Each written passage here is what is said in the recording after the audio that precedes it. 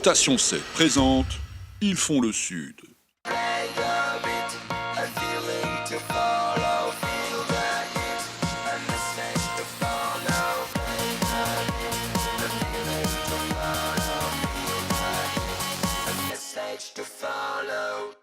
Bonjour et bienvenue sur LCM pour un nouveau numéro d'Ils font le Sud. Alors cette semaine, je reçois une personne bavarde, vous allez vous en rendre compte. Elle est capitaine de corvette et je ne parle pas de la voiture américaine, mais de Magali Blanchard, qui est le nouveau commandant du bataillon sud des marins-pompiers. C'est assez compliqué, c'est pour ça qu'on a synthétisé, on a mis marin-pompier de Marseille. Et c'est une femme donc qui va manier la lance incendie sur Marseille. Magali, bonjour. Bonjour. Détendue, ça va, tout va bien? Tout va bien.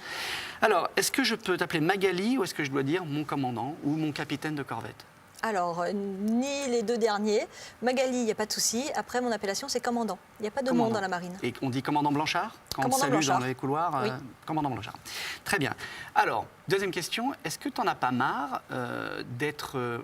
médiatiquement, on a parlé beaucoup de ta nomination au sein de ce commandement, parce que Oui. c'est quand même assez... Je crois que c'est la première fois, non? C'est la Une première femme fois va qu'il y a une commander. femme qui est commandant de groupement. Tout à fait. Et est-ce que tu n'en as pas marre d'être l'objet de cette mise en lumière uniquement parce que tu es une femme, en fait, finalement? C'est pas...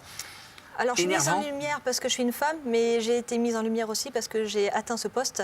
Et c'est pas que le fait d'être une femme qui me permet d'être là aujourd'hui. Mais tu te rends C'est bien le compte fait que... d'avoir des qualités et des compétences qui me permettent d'être reconnue et désignée par le commandement pour prendre ce poste. Ça, je suis sûr que tu as tous les papiers et les diplômes qu'il faut, mais tu sais, toi, tu te rends bien compte que tu ne serais pas là si tu t'appelais Bernard Machin, Bernard Blanchard.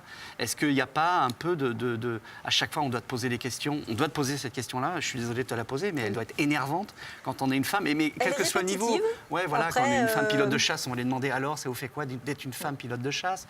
Dès qu'une femme arrive dans un lieu un peu masculin, où on lui pose cette question de sa place. Est-ce que c'est pas un peu énervant quand on est une femme et qu'on... Je suppose que tu as les mêmes compétences qu'un homme, quoi.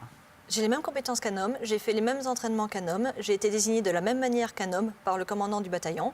Après, c'est une question qui est répétitive, c'est quelque chose qui est encore un petit peu nouveau dans l'armée, au sein du bataillon principalement, parce que je suis la première à prendre ce poste-là. C'est quelque chose qui est de plus en plus courant. Donc je souhaite que mes collègues féminines suivent mon chemin, il n'y a pas de souci, c'est tout à fait réalisable. Même si tu reconnais toi-même qu'il n'y a pas beaucoup de femmes chez les marins-pompiers de Il Marseille. n'y en a pas beaucoup. C'est quoi, c'est En termes d'officiers, on est à hauteur de 6% de l'encadrement. 6%, donc ça veut dire 94% d'hommes. Après, la féminisation est très récente, hein. Ça date d'une dizaine d'années, donc après, il faut le temps que les féminines rentrent, accèdent aux différents postes, montent en grade, montent en responsabilité et atteignent le poste que je peux avoir aujourd'hui, et voire plus, j'espère. Alors je vais te poser une question vicieuse, mais est-ce que tu ne dis pas que tu as été nommée à ce poste parce que tu es une femme, un peu Non. en espèce de Non. mettre en place, en avant les minorités, la minorité féminine, non? Non, du tout. Je n'ai absolument pas du tout cette impression-là et j'ai eu l'occasion d'en discuter avec mon commandant, avec tous mes collègues masculins. Je suis un officier marin-pompier parmi tant d'autres. Mhm. Après, mon prénom est un prénom féminin, mais ça ne change absolument rien pour le travail au quotidien. Et est-ce que tu as l'impression que c'est plus dur d'être arrivé là pour toi que pour un homme, ou non? Est-ce qu'on t'a mis plus de barrières? Non, pas du tout. Tu as l'impression d'avoir été traité de la même J'ai fait façon? la même chose que mes collègues. J'ai mes collègues masculins qui en sont au même point que moi. On a progressé de la même manière, à la même vitesse. On a fait les mêmes diplômes, on a fait les mêmes exercices. Aujourd'hui, c'est mon tour d'être là. Demain, ce sera un de mes collègues masculins. Et hier, c'en était déjà un. Donc voilà. Alors, dans la vie civile, il y a malheureusement, les femmes ne sont pas payées de la même façon que les hommes. Est-ce que, à l'armée, est-ce que la solde est la même pour tout le monde? Exactement la même. On parle en indice. Donc mon grade, mon ancienneté font que j'ai tel indice, le même qu'un homme. Donc, tu n'as pas moins d'argent parce que tu es une femme. Du tout. Alors, on a vu récemment une femme nommée entraîneur de foot. Hein, c'est ce que je disais, je ne sais pas si tu as vu, Oui. c'était Clermont-Ferrand. Tout à fait. Est-ce que tu sens que les mentalités sont en train de changer? Est-ce que voilà, c'est fini cette espèce de... Il y a des métiers qui étaient interdits aux femmes. Je crois qu'il y a une femme maintenant qui a été nommée dans un sous-marin nucléaire. Ça, je ne pense pas. Je crois qu'il y a une des premières femmes à être acceptée dans un sous-marin nucléaire. En tout cas, Je il y a des femmes... pas sur ce dossier-là. Je n'ai pas les Ne me éléments. contredis jamais. D'accord. Non, mais est-ce que Je tu n'avancerai pas sur le dossier, là.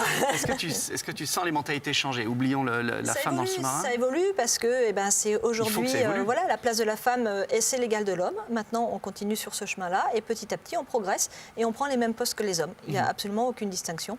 Après, si on est capable de faire la même chose, pourquoi ne pas avoir les mêmes fonctions? Mais alors, quand tu commandes, donc tu as 94% d'hommes dans tes effectifs, c'est pas dur, c'est pas plus dur pour toi de commander? Est-ce que eux ont la même allégeance vis-à-vis de toi que si c'était un commandant masculin? C'est exactement pareil.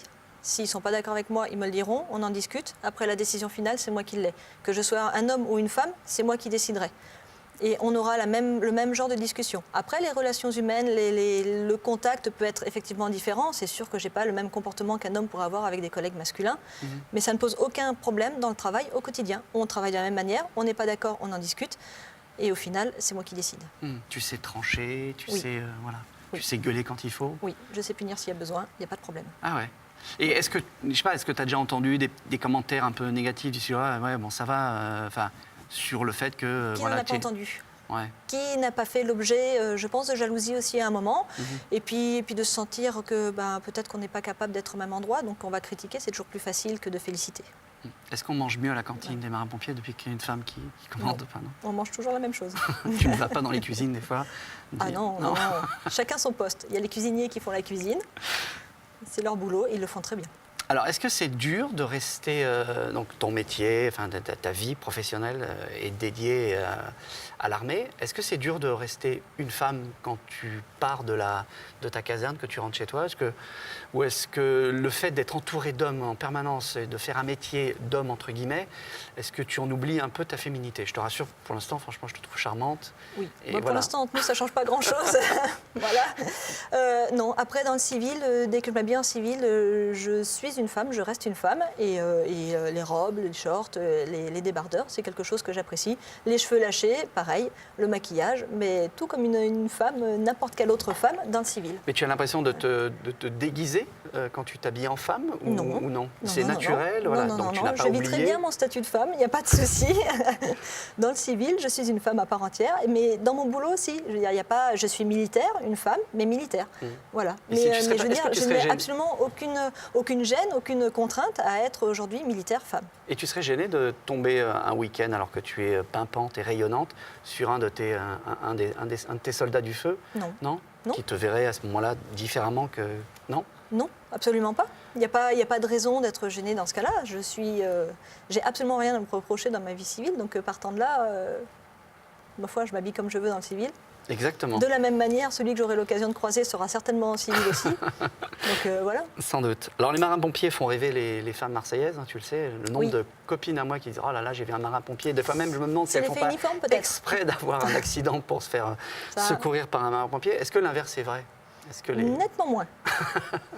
Comment tu expliques ça alors? Je sais pas. Non. Je me suis jamais penchée vraiment sur la question.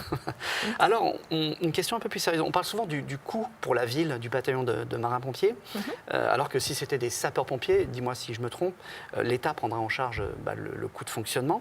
Est-ce que tu n'as pas peur un jour qu'on devienne raisonnable et qu'on ferme, parce que ça a été dans le programme de certains candidats municipaux, de fermer, de dire que les marins-pompiers coûtaient trop cher et qu'il fallait s'en remettre aux sapeurs-pompiers? Est-ce que tu as peur de ça? Ou tu Absolument penses pas, parce que M. Gaudin, qui est aujourd'hui à la tête de Marseille, assume pleinement le travail des marins-pompiers. Et il s'est rapproché du Conseil général pour pouvoir avoir les financements qui lui sont dus pour assurer la sécurité de Marseille. Mais c'est quoi la différence entre un feu éteint par un marin-pompier et un feu éteint par un sapeur-pompier? Le travail est le même, il n'y a pas de distinction, on a quasiment les mêmes matériels. Après, le sapeur-pompier est civil, le marin-pompier est militaire attaché à la Marine nationale. C'est vraiment la seule distinction qu'on peut avoir. Il y a des pompiers professionnels, non? Qui ne sont pas marins-pompiers. Oui, mais ils sont professionnels, mais civils. Civils, ah oui, d'accord, ils ne Voilà. font pas partie Ils n'ont de pas l'armée. ce statut militaire que nous avons à Marseille. Donc vous avez les mêmes méthodes, les mêmes procédés, les mêmes protocoles, tout est pareil en fait, le même matériel. Quasiment, on s'entraîne même avec eux et on est formés dans les mêmes écoles. Et y a Les pas de- officiers sont formés dans les mêmes écoles. Il n'y a jamais de rivalité entre ces deux... Parce qu'en tout cas, la rivalité, elle existe, on en a fait en tout cas une rivalité au niveau politique, au plan du commandement. Est-ce que vous le ressentez? Le côté vous politique, je le laisse vraiment aux politiciens et aux commandants du bataillon, c'est vraiment 100% leur domaine. Moi, ce qui m'intéresse, c'est le côté terrain. C'est pour ça que je suis là aujourd'hui à ce poste-là, m'assurer que sur le terrain, ça fonctionne. Et au quotidien, quand on a travaillé avec les sapeurs-pompiers du 13, ça ne pose absolument aucun souci. Tout est fait pour le bien-être de la victime, des personnes qu'on peut être appelées à secourir et pour éteindre alors les feux d'habitation ou les feux de forêt. On est vraiment là pour travailler main dans la main. Et toi, qu'est-ce que tu vas apporter, Magali? Ce sera ma dernière question. Est-ce que ta touche personnelle, ça va ressembler à quoi? Est-ce que tu as un projet? Est-ce que tu veux changer des choses? Ou est-ce que non, tu es dans la continuité Je suis pour l'instant principalement dans la continuité. Ça fait à peu près 15 jours que je suis là, donc le temps que je prenne un petit peu mes marques. Après, l'idée, c'est que le groupement Sud fonctionne correctement, qu'on soit capable à chaque demande de Marseillais d'envoyer des engins avec du personnel formé et entraîné. C'est ça mon boulot aujourd'hui. Bon, Et je ferai en sorte d'atteindre mes objectifs. Tu sais que là, tout le monde est en train de te regarder dans la caserne. Tu veux leur faire un petit coucou? Non, pas particulièrement. Bon, merci. Mais je sais qu'ils sont là. Très bien. Merci en tout cas d'être venu sur ce plateau. Ravi d'avoir fait ta C'était connaissance. avec plaisir. Et bravo en tout cas pour cette nomination. Voilà. Merci. Rendez-vous la semaine prochaine pour un nouveau numéro d'Ils font le Sud.